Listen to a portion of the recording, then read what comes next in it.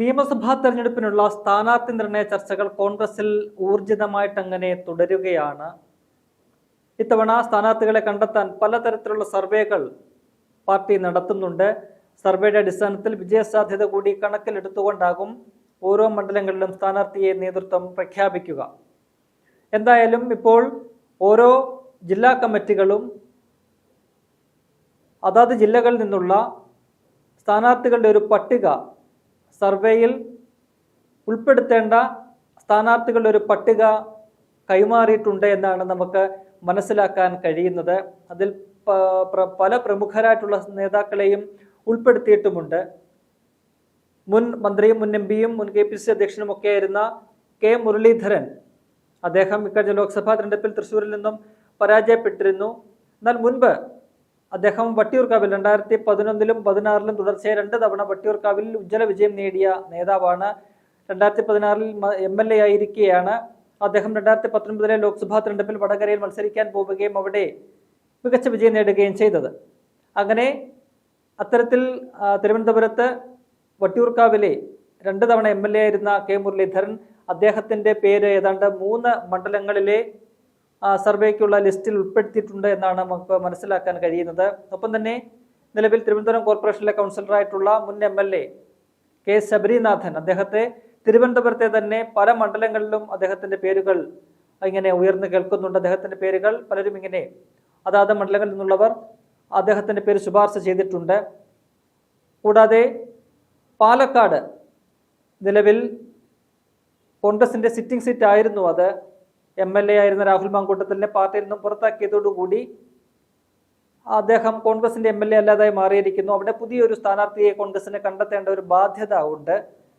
അതുകൊണ്ട് തന്നെ ഏവരും ഉറ്റുനോക്കുന്ന ഒരു മണ്ഡലമായിട്ട് പാലക്കാട് മാറുകയാണ്. കാരണം BJP തങ്ങൾക്ക് വലിയ സ്വാധീനമുണ്ടെന്ന് അവകാശപ്പെടുന്ന കഴിഞ്ഞ കുറേ കാലങ്ങളായിട്ട് അവിടെ വിജയിക്കുമെന്ന അവകാശവാദമൊക്കെ ഉന്നയിച്ച ഒരു മണ്ഡലമാണ്. നമുക്കറിയാം 2021-ലെ നിയമസഭാ തെരഞ്ഞെടുപ്പിൽ അവർ മെട്രോമാനായിട്ടുള്ള E. ശ്രീധരനെ അവിടെ രംഗത്തിറക്കിയത്. ഷാഫി പറമ്പിലുമായിട്ട് മികച്ച പോരാട്ടം കാഴ്ചവെച്ചുവെങ്കിലും അവസാനം ഏതാണ്ട് 3700-ലധികം വോട്ടുകൾക്ക് അദ്ദേഹം പരാജയപ്പെടുന്ന ഒരു കാഴ്ച കണ്ടു. പിന്നീട് നടന്ന ഉപതെരഞ്ഞെടുപ്പിലും സമാനമായ രീതിയിലാണ് BJP പാലക്കാടിനെ കുറിച്ച് അവകാശവാദം ഉന്നയിച്ചത്. അങ്ങനെ C. കൃഷ്ണകുമാർ എന്ന് പറയുന്ന നേതാവിനെ അവർ കളത്തിലിറക്കിയെന്നാൽ ആ തെരഞ്ഞെടുപ്പിലും അവർക്ക് തോൽക്കാനായിരുന്നു വിധി. അത് 18,000-ലധികം വോട്ടുകൾക്കാണ് C. കൃഷ്ണകുമാർ അവിടെ പരാജയപ്പെട്ടത്.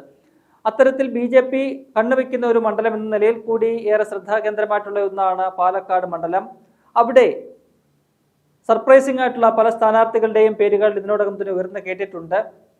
K. മുരളീധരന്റെ പേര് ഉയർന്നു കേൾക്കുന്ന ഒരു മണ്ഡലം പാലക്കാടാണ്. അദ്ദേഹത്തെ പോലീസ് സംഘപരിവാറിനെതിരെ എന്നും ശക്തിയുക്തം പോരാട്ടം നടത്തുന്ന ഒരു നേതാവ്, കോൺഗ്രസിന്റെ ഉറച്ച സീറ്റുകളിൽ ഒന്നായിട്ടുള്ള പാലക്കാട് K. മുരളീധരനെ നിർത്തുകയാണെങ്കിൽ അവിടെ വിജയം ഉറപ്പാണ് എന്ന് പലരും പ്രതീക്ഷിക്കുന്നുണ്ട്. ഈ കഴിഞ്ഞ ഉപതെരഞ്ഞെടുപ്പിൽ പോലും K. മുരളീധരന്റെ പേര് അവിടെ ഉയർന്നു കേട്ടതാണ്. അപ്പോൾ K. മുരളീധരന്റെ പേര് കേൾക്കുന്ന ഒരു മണ്ഡലം എന്ന് പറയുന്നത് പാലക്കാടാണ്. പാലക്കാട് തന്നെ ഉയർന്നു കേൾക്കുന്ന മറ്റ് ചില പേരുകൾ എന്ന് പറയുന്നത് ഒന്ന് കണ്ണൻ ഗോപിനാഥൻ എന്ന് പറയുന്ന മുൻ സിവിൽ സർവീസ് ഉദ്യോഗസ്ഥനാണ്. അദ്ദേഹം അടുത്തിടയ്ക്കാണ് സിവിൽ സർവീസിൽ നിന്നൊക്കെ രാജിവെച്ചുകൊണ്ട് കോൺഗ്രസിൽ ചേർന്നത്. കോൺഗ്രസുമായിട്ട് ചേർന്ന് പ്രവർത്തിക്കാൻ അദ്ദേഹം ആഗ്രഹം പ്രകടിപ്പിക്കുകയായിരുന്നു. അങ്ങനെ അദ്ദേഹം പാലക്കാട് മണ്ഡലത്തിൽ നിന്നും സ്ഥാനാർത്ഥിയാക്കാനുള്ള ഒരു സാധ്യത കാണുന്നുണ്ട്. ഇനി അതൊന്നുമല്ല എങ്കിൽ അവിടെ പാലക്കാട് മണ്ഡലത്തിൽ ഒരു വനിതയെ സ്ഥാനാർത്ഥിയാക്കണമെന്നൊരു ആഗ്രഹം ജില്ലാ നേതൃത്വത്തിനും സംസ്ഥാന നേതൃത്വത്തിനും ഒക്കെ തന്നെ ഉണ്ട്.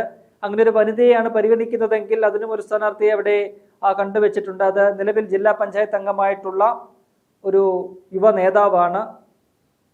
പാലക്കാട് ജില്ലാ പഞ്ചായത്തിലെ കോട്ടായി എന്ന് പറയുന്ന ഡിവിഷനിൽ നിന്ന് വിജയിച്ചു വന്നിരിക്കുന്ന KR ആതിര എന്ന് പറയുന്ന യുവ വനിതാ നേതാവിനെയാണ് പാലക്കാട് കണ്ടുവച്ചിരിക്കുന്നത്. വനിതകൾക്ക് ആ സീറ്റ് കൊടുക്കാൻ നേതൃത്വം തീരുമാനിക്കുകയാണെങ്കിൽ സ്വാഭാവികമായിട്ടും ആദ്യത്തെ ഒരു പ്രിഫറൻസ് കിട്ടുക ആതിരയ്ക്ക് തന്നെയാകും. അങ്ങനെ പാലക്കാട് മണ്ഡലത്തിൽ നിന്ന് ആതിരയുടെ പേരും ഈ ലിസ്റ്റിൽ, സർവേക്കുള്ള ലിസ്റ്റിൽ ഉൾപ്പെട്ടിട്ടുണ്ട് എന്നാണ് നമുക്ക് മനസ്സിലാക്കാൻ കഴിയുന്നത്. ഒപ്പം തന്നെ വളരെ സർപ്രൈസിംഗ് ആയിട്ടുള്ള ഒരു കാര്യമെന്ന് പറയുന്നത് മുൻ മുഖ്യമന്ത്രിയായിട്ടുള്ള കോൺഗ്രസിന്റെ എക്കാലത്തെയും സുമനത നേതാവ്, ജനകീയനായിട്ടുള്ള നേതാവ് ഉമ്മൻചാണ്ടിയുടെ മകൾ അച്ചു ഉമ്മന്റെ പേര് 2 മണ്ഡലങ്ങളിൽ ഉയർന്നു കേൾക്കുന്നു എന്നുള്ളതാണ്. അച്ചു ഉമ്മൻ മത്സരിക്കുകയാണെങ്കിൽ ജയിക്കുമെന്ന് പറയുന്ന 2 മണ്ഡലങ്ങൾ, ഒന്ന് ആറന്മുളയും മറ്റൊന്ന് ചെങ്ങന്നൂരുമാണ്. ഈ 2 മണ്ഡലങ്ങളിലും അച്ചു ഉമ്മന്റെ പേരുകൾ കേൾക്കുന്നുണ്ട്. ആ സർവേയിൽ അച്ചു ഉമ്മന്റെ പേരും അങ്ങനെ ഉൾപ്പെടുത്തിയിട്ടുണ്ട്. അത്തരത്തിൽ വിവിധ മണ്ഡലങ്ങളിൽ സർവേകൾ ഉൾപ്പെടുത്തേണ്ടവരുടെ ഒരു ലിസ്റ്റ് 3 പേരുടെ പേരുകൾ വെച്ചാണ് ഓരോ മണ്ഡലത്തിലും തയ്യാറാക്കിയിരിക്കുന്നത്. അതിൻ്റെ അടിസ്ഥാനത്തിലായിരിക്കും സർവേ നടത്തുക. സർവേക്ക് അവസാനം ഈ മാസത്തോടു കൂടി സർവേകളുടെ ഫലം ലഭിച്ച് അതിൽ നിന്നും വിജയ സാധ്യത മാത്രം മാനദണ്ഡമാക്കിയുള്ള ഒരു സ്ഥാനാർത്ഥി നിർണയം പൂർത്തിയാക്കാനാണ് കോൺഗ്രസ് നേതൃത്വം തീരുമാനിക്കുന്നത്.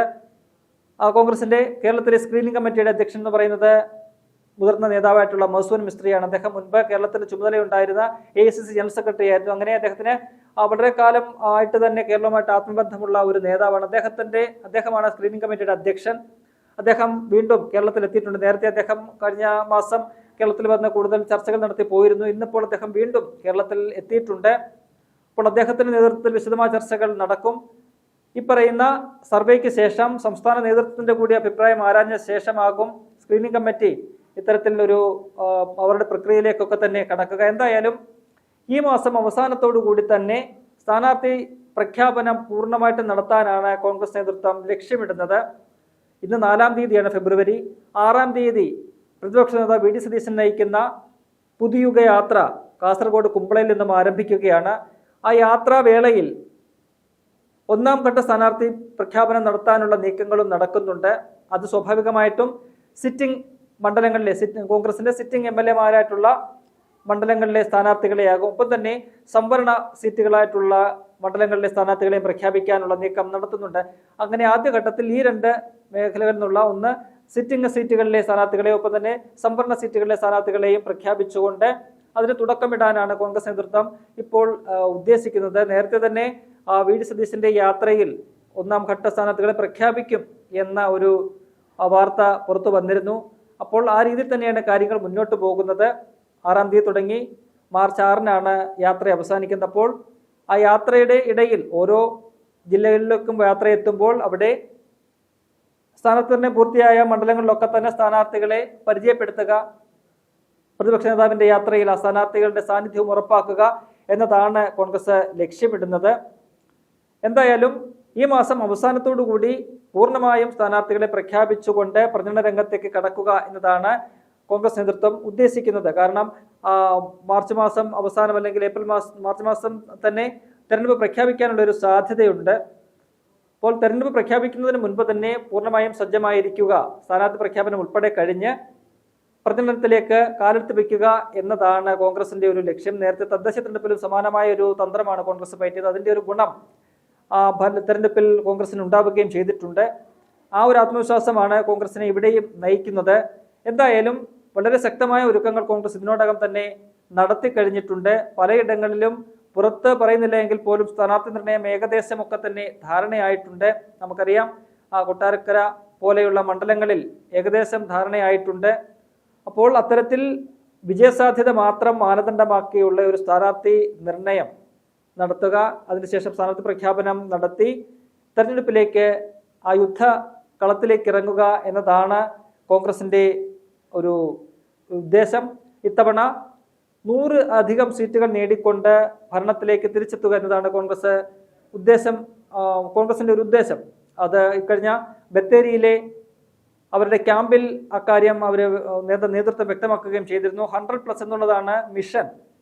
ആ രീതിയിൽ വിജയമുണ്ടാകുന്നതിന് വേണ്ടിയുള്ള പ്രവർത്തനങ്ങളാണ് കോൺഗ്രസിന്റെ നേതൃത്വത്തിലുള്ള UDF സംവിധാനവും ഇതിനോടകം തന്നെ തയ്യാറെടുപ്പുകൾ നടത്തിക്കൊണ്ടിരിക്കുന്നത്. UDF-ലെ സീറ്റ് വിഭജന ചർച്ചകൾ ഈ മാസം പകുതിയോടുകൂടി തന്നെ പൂർത്തിയാക്കും. അത് കഴിഞ്ഞാൽ UDF-ലെ മറ്റ് പാർട്ടികളും സ്ഥാനാർത്ഥി നിർണയ ചർച്ചകളിലേക്ക് കടക്കും, സ്ഥാനാർത്ഥി നിർണയം പൂർത്തിയാക്കും. അങ്ങനെ ഒറ്റക്കെട്ടായി തന്നെ UDF മുന്നോട്ട് പോവുക, തദ്ദേശ തെരഞ്ഞെടുപ്പിലേതിന് സമാനമായിട്ട് ഒറ്റക്കെട്ടായി മുന്നോട്ട് പോയി മികച്ച വിജയം സ്വന്തമാക്കുക. കഴിഞ്ഞ 9.5 വർഷക്കാലത്തെ LDF സർക്കാരിന്റെ ജനവിരുദ്ധ നയങ്ങൾ, ജനദ്രോഹ നയങ്ങൾ അതൊക്കെ തന്നെ തുറന്ന് കാട്ടിക്കൊണ്ടുള്ള ഒരു പ്രചരണമാണ് കോൺഗ്രസ് ലക്ഷ്യമിടുന്നത്. ഇതിനോടകം തന്നെ കടക്ക് പുറത്ത് എന്ന ഒരു ടാഗ്ലൈനോട് കൂടിയുള്ള സോഷ്യൽ മീഡിയ ക്യാമ്പയിൻ കോൺഗ്രസ് ആരംഭിച്ചിട്ടുണ്ട്.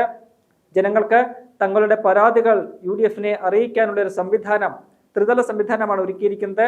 ഒരു ഫോൺ നമ്പർ ഉണ്ട്. ആ ഫോൺ നമ്പറിൽ വിളിച്ച് തങ്ങളുടെ പരാതികൾ രേഖപ്പെടുത്താം. കടക്കുപുറത്ത്.com എന്ന് പറയുന്ന ഒരു വെബ്സൈറ്റ് തന്നെ അതിനകത്ത് സജ്ജീകരിച്ചിട്ടുണ്ട്. ആ വെബ്സൈറ്റിൽ കയറി തങ്ങളുടെ പ്രശ്നങ്ങൾ അവതരിപ്പിക്കാം. ഇത് രണ്ടും കൂടാതെ ഒരു QR കോഡ് സ്കാൻ ചെയ്തുകൊണ്ടും തങ്ങളുടെ പ്രശ്നങ്ങൾ പറയാനൊരു സംവിധാനം ഒരുക്കിയിട്ടുണ്ട്. മാത്രവുമല്ല ആ വെബ്സൈറ്റില് മുഖ്യമന്ത്രിയെ പുറത്താക്കാനുള്ളൊരു സംവിധാനം കൂടി ആ സൈറ്റിൽ ഒരുക്കി വെച്ചിട്ടുണ്ട്. ആ സൈറ്റിൽ കയറുന്നവർക്ക് മൗസ് യൂസ് ചെയ്തുകൊണ്ട് ക്ലിക്ക് ചെയ്തുകൊണ്ട് ആ കസേരയിലിരിക്കുന്ന മുഖ്യമന്ത്രിയെ സിംബോളിക്കായിട്ട് പ്രതീകാത്മകമായിട്ട് പുറത്താക്കാൻ ഉള്ള ഒരു സംവിധാനവും സൈറ്റിൽ ഉൾപ്പെടുത്തിയിട്ടുണ്ട്. അത്തരത്തിലുള്ള വളരെ ജനകീയമായിട്ടുള്ള പ്രചരണങ്ങൾ, സോഷ്യൽ മീഡിയ പ്രചരണം ഉൾപ്പെടെ കോൺഗ്രസ് ഇതിനോടകം നടത്തിയിട്ടുണ്ട്. അത് ഹിറ്റായിട്ട് മാറിയിരിക്കുകയുമാണ്. നമുക്കറിയാം, മുഖ്യമന്ത്രിയുടെ തന്നെ ഒരു പഴയ വിശ്വപ്രസിദ്ധമായ ഒരു ഡയലോഗാണ് കടക്കപ്പുറത്ത് എന്നുള്ളത്. അദ്ദേഹം മാധ്യമപ്രവർത്തകരോട് പറഞ്ഞതാണ്. അപ്പോൾ ആ ഒരു ഡയലോഗ് തന്നെ ടാഗ് ആക്കിക്കൊണ്ട് സർക്കാരിനെതിരായിട്ടുള്ള സർക്കാർ വിരുദ്ധ പ്രചരണത്തിന്റെ ടാഗ് ആക്കിക്കൊണ്ടാണ് കോൺഗ്രസ് സോഷ്യൽ മീഡിയ പ്രചരണം തുടക്കം കുറിച്ചിരിക്കുന്നത്. അത് വലിയ വിജയമായിട്ട് മുന്നോട്ട് പോവുകയാണ്. അപ്പോൾ അത്തരത്തിലുള്ള സർക്കാരിന്റെ എല്ലാവിധ കൊള്ളരുതായ്മകളും തുറന്നു കാട്ടുന്ന പ്രചരണ പരിപാടികളുമായിട്ട് മുന്നോട്ട് പോയി നിയമസഭാ തെരഞ്ഞെടുപ്പിൽ LDF തകർത്ത് മുന്നേറുക എന്നതാണ് UDF ലക്ഷ്യമിടുന്നത്.